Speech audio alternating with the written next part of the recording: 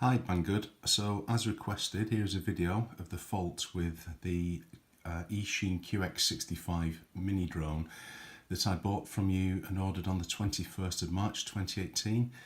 Here's the box, and here is the SKU number and barcode. I'll also include a photograph of that. And here is the micro drone itself, and I'll demonstrate the problem now. So here we have one of the batteries, one of the Eachine batteries, and here the micro drone. And as soon as you plug the battery in, unfortunately what happens, I can do this one-handed, this motor starts spinning straight away. Now this shouldn't happen.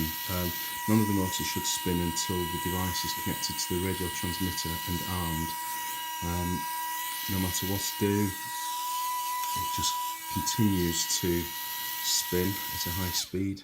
Unplug it, back in, and continuously spinning.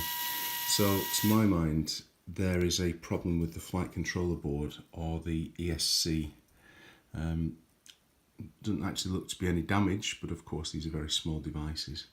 But this motor just will not stop spinning no matter what I do. I've tried checking the configurations, reflashed the firmware, reconfigured it, set it up on my transmitter, armed it, disarmed it, and nothing will stop that motor from spinning, just under no control.